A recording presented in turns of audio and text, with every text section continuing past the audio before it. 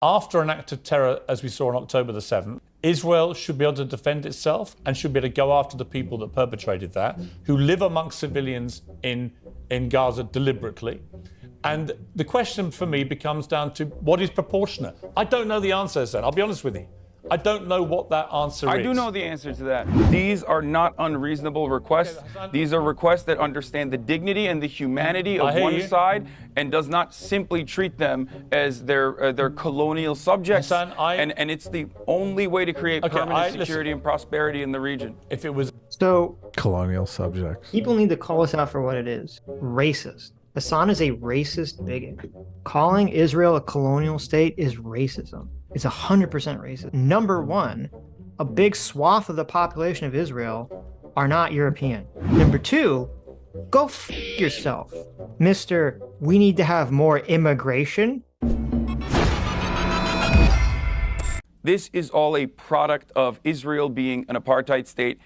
This is a violent apartheid state. There is no way to be a peaceful Hassan, apartheid let me ask you state. this. It is a violence. It is a violence required for its maintenance. Okay, listen. And that violence is frustrating people. I hear you. That violence is radicalizing people. But here's Hold on. As far as Israel, as far as what Benjamin Netanyahu has done, as far as the war government, what they have done, Pierce, going into Gaza and bombing Gaza and killing 3,480 Palestinians so far in Gaza, 1,000 plus children out of all of those casualties, 22 hospitals being bombed, a bakery, the only remaining intact bakery being bombed yesterday. These are horrifying crimes that you would openly say are horrifying and unjustifiable when Russia does it, but when Israel does it, Israel has a right to defend itself. This is identical to the same talking points that I've heard from every Israeli administration official. It's the same talking points that I've heard from American politicians championing the exact same talking points. It's the same thing that I've heard from everyone else in the media. You might have been against the Iraq war and you use that, but you're using that for evil, in my opinion, at this point, if you are not sitting here and condemning those acts of war crimes, those acts of violence, those acts of collective punishment. Well, so it's funny. So you're like, well, just by simply saying that Israel has a right to defend itself, you're repeating some kind of talking points. Okay. Right. Like, okay, reducing it to talking points is, right. I hate that. Which, you know, again, this is so stupid because every stupid thing that Hassan is saying about this could so easily is a talking point. On him is just a talking point we've all heard from the, you know, the anti-Israel side. I mean, even like, you know, the whole calling it an apartheid state, I think is a talking point. Is a talking point. Talking point. And also it's like completely stupid and wrong. Doesn't even make sense because when you talk about apartheid, everyone's thinking that you're talking about South Africa, which is like a situation where you literally had, you know, white European colonialists come in, take over an area of Africa, you know, enslave the people originally. Then when slavery goes away, basically, you know, keep segregation through laws. It's like, that's not even remotely what happened with Israel. What happened with Israel was you had a native population of Jews, you had a native population of Arab Palestinians, or whatever you want to call them, that the region, because part of what everyone forgets in this conversation is that, you know, originally, even though the UN wanted to have kind of the separate country between Israel and Palestine, the surrounding countries didn't want it to be Palestine. Jordan wanted it, you know, wanted what they want. They wanted to have or Transjordan at the time wanted, you know, big chunks of Israel to be their country. And Egypt wanted big chunks of the country to be their country. And Lebanon wanted big chunks of the country to be their country. They didn't want an independent Palestine. They all wanted pieces of Israel to be theirs. Right. This whole concept of an independent Palestine didn't arise until decades later. Wow. Well, I would say to that I think the death of any child in this conflict is horrific, absolutely horrific. But the question comes down to me that after an act of terror, as we saw on October the 7th, Israel should be able to defend itself and should be able to go after the people that perpetrated that, who live amongst civilians in Gaza deliberately. And the question for me becomes down to what is proportionate. I don't know the answer, Hassan. I'll be honest with you. I don't know what that answer is. I do know the answer to that. I do know the answer to that. Last night I had Dr. Ofer Kassif an Israeli Knesset member who was expelled, suspended for 45 days for saying what I believe is the truth. Championing the exact same position of the Haaretz's editorial board. There are a lot of thoughtful people, a lot of. Or is he going to tell us what the position is, or he's just going to say it exists? Don't hold your breath, man. I'm curious. I want to know, what is it? What is the position? What is the military position that Hasan takes? And here's the thing, he'll never tell you that. You know why? Because he's a coward. Because when you watch his videos and you see his chat is like so much more radicalized than Hasan is. His chat is insane. There's like a handful of people that are like, "What? This is like crazy," and they peace out. But overall, his chat is completely insane, and they want Israel to just not exist. And Hasan knows that, and he's too cowardly, even if he believes it. I don't know if he does or not. Even if he believes there's some justified military action that Israel should or could take, I don't think Hasan would ever tell us what that is.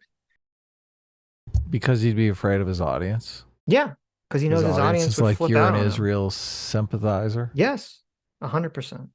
So weird. Who knew Hassan's audience is all just Nazis? I mean, I did. We all did. What do you mean? Look, I don't know what to call someone who's actively trying to genocide Jews other than Nazis, right? Right. They're all a bunch of bigots and racists. Yeah. Yep.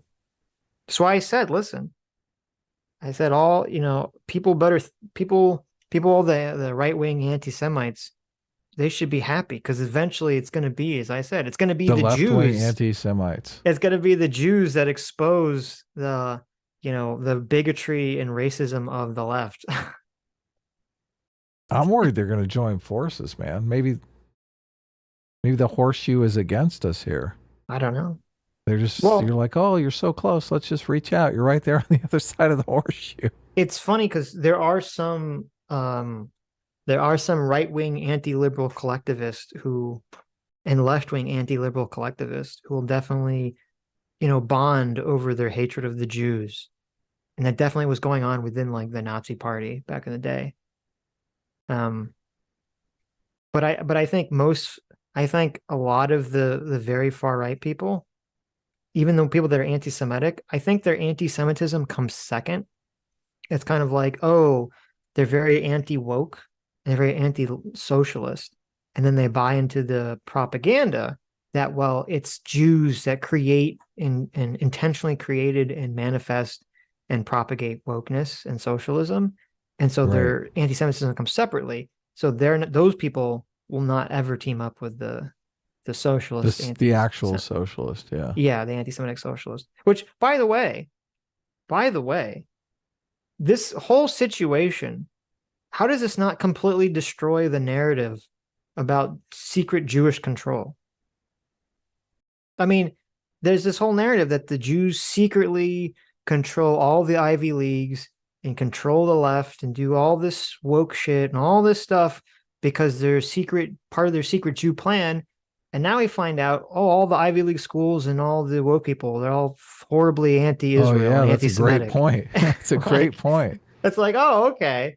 So, I mean, what's going on here? Is it how exactly did are the Jews just like the worst people, like the most incompetent secret controllers of all the people ever? Or was it never really a secret Jewish plot?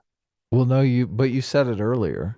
Here's what the counter claim will be, because if all the rich Jewish people pull their money out and Harvard ceases to be an institution, we'll be like, oh, maybe they did control Harvard. Yeah, but see, then that shows you, wait a minute, they were controlling it for a good thing. They actually stopped the leftists.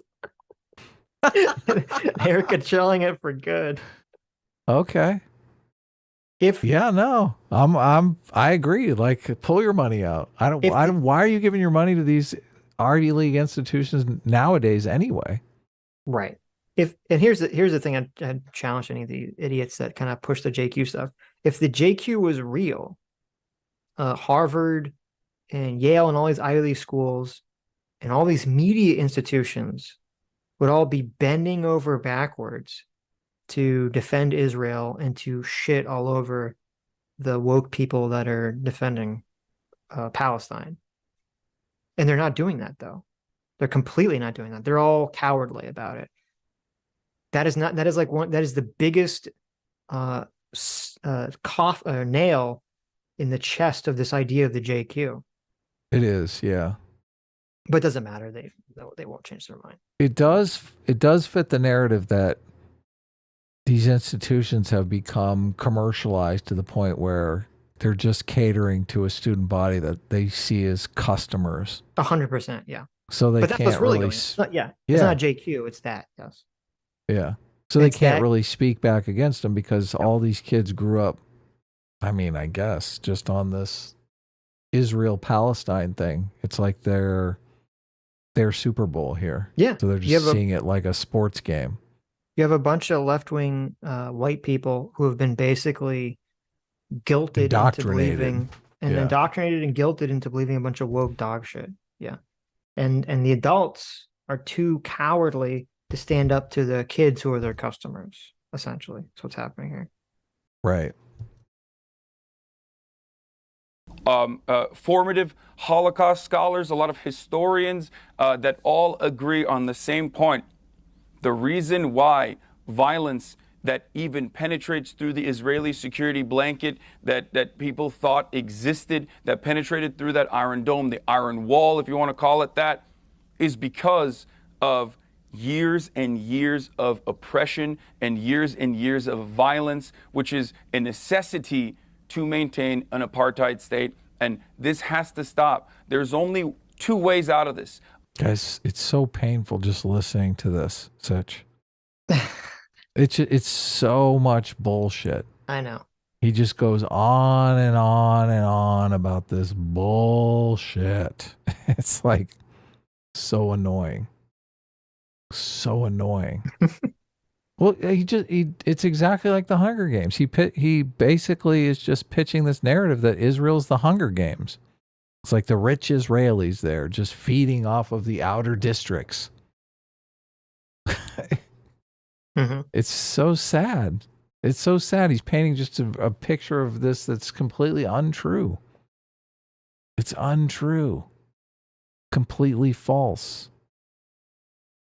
Either you engage in full-blown ethnic cleansing, and if you listen to the likes of Smotrich, or if you listen to the likes of Itamar Ben-Gvir, and these very unfavorable, unpopular, far-right figures, if you listen to Netanyahu and his Likud government, they say that they are interested in going in that direction, the ethnic cleansing direction, the ethnic displacement direction, or the only way out of this for a...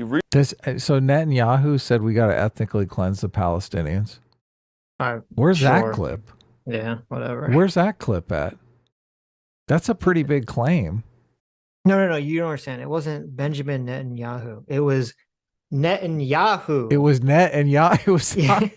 It was Netanyahu. Yes. On the Alex Jones and Kanye West show. Yes. I saw that. Not to be confused with the Prime Minister of Israel. It was the Netanyahu soda.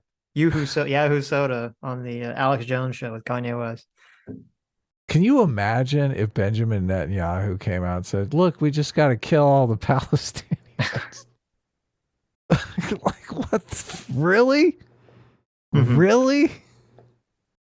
There you go. But that's what he said. Did you hear that? That's what he said. Did you hear that?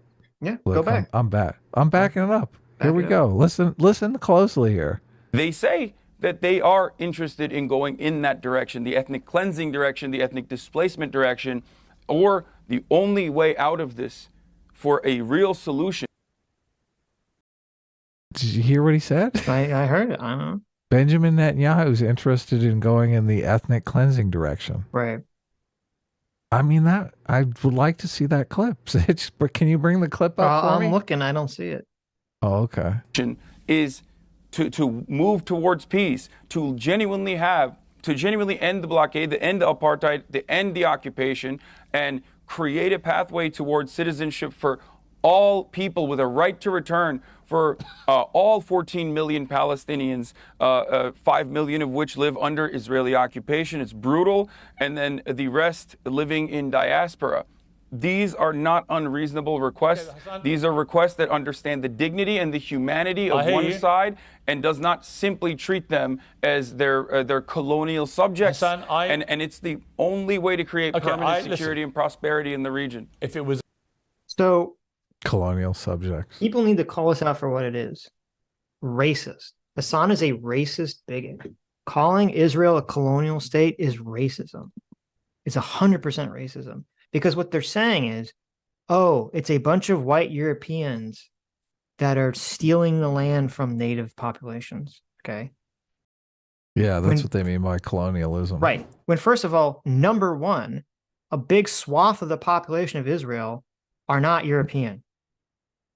Okay. They're not European Jews, number one. So it's incredibly racist for you to just say they're all a bunch of white Jews. Number two, go fuck yourself, Mr. We need to have more immigration.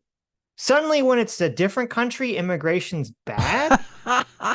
Oh, no, yeah, open borders, bitch. Yeah, what the fuck? If it's America or Europe, oh, you have to have open borders. You have to let all the immigrants in. But suddenly, oh my God, if it's not a white country, you can't have immigration. Immigration's wrong. What the fuck? Get the fuck out of here. That's colonialization when you have immigrants come in your country. Oh, okay. I'm pretty sure that Hassan and other people would say it's super racist if someone were to call, like, African or Middle Eastern or Latin American immigration into America or Europe. They call that like, oh, they're trying to come in and colonize our country. You'd say that's really fucking racist. But for some reason in Israel, that's acceptable. Like, get the fuck out of here. The border crisis is colonialism, Sitch. There you go. Really... Listen, the Mexicans are trying to colonize America. I don't know if you know this, okay? These colonialists from the South. Yes, exactly. These Southern colonialists coming in to our country, right? It's just so hilariously stupid how completely, like, nonsensical all their views are on any of this stuff. And contradictory all their views are. Because it all just depends on, like, it's not based on a principle of morality. It's based on America bad. Who do I perceive as white is bad? Who's oppressed? Yeah. Who's oppressed is bad. Like, that's all it is. Like, it's literally just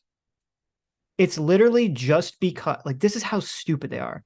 Their view is just because Israel won the wars in the past, so Israel's bad.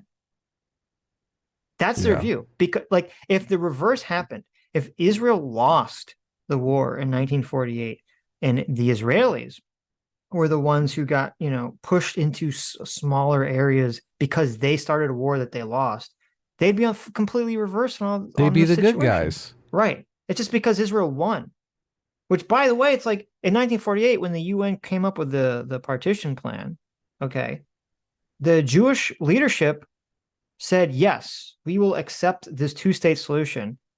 What did the Arab leadership say? They said, go fuck yourself. Yes, they said no. Not only did they say no, they said, we'll not agree to any partition plan. We don't agree to any two-state solution. We should have the whole fucking thing. They said, in the immortal words of Hassan Piker, suck my dick. Exactly. And you know what happened? They lost. They started a war and they lost. And now Hassan and all these other people are crying because they're like, well, why don't we go back to the borders that the UN originally, proposed, even though the fucking other people didn't agree to that in the first place? Too late for that one. Look, that ship has sailed, right, buddy. It's kind of like the offer on the table before we had to come in and kick your butts. Right. Hindsight's 2020. It's like, okay, maybe you should have just agreed to coexist peacefully in the first fucking place. Then none of this situation would have ever happened. You rolled the dice. Right. The dice have been rolled and you lost. They came up snake eyes, buddy. You want to bring up history. You want to whine about all this stuff. It's like, listen, if the Jewish side of the population agreed with the partition plan, which, by the way, and it's funny because, like, so the Arab side complains because when it was partitioned, the Jewish side got 55% of the country and they got 45%, even though the Jewish side was a third of the population. But the Jewish retort to that is, yeah, we got 10% more land, but it was like the desert. It was the shitty area that was completely uninhabited at the time, which is true. They got mostly uninhabited. They got like a little chunk of good land, and then they got mostly uninhabited land. Guess and then what? The Palestinians got irrigation. better land. Right, but obviously as technology increases, it's fine. But it's like, yeah, if they had just agreed to the plan in 1948 and just said, okay, that we're totally fine with this, none of this conflict would have happened. Everything would have been totally fine. But no. Right. But no. So. Hi, you just listened to a clip from the Sitch and Adams show. If you like what you heard, you can listen to our live show right here on this channel on Sunday, starting at 1 p.m. Pacific, 4 p.m. Eastern. And if you want, you can super chat us. We read $20 and up super chats on the show and then do a follow-up stream on the following Tuesday where we read the rest of the unread super chats and interact with fans of the show. Subscribe to this channel right here to listen to the live show or to listen to more of our awesome clips.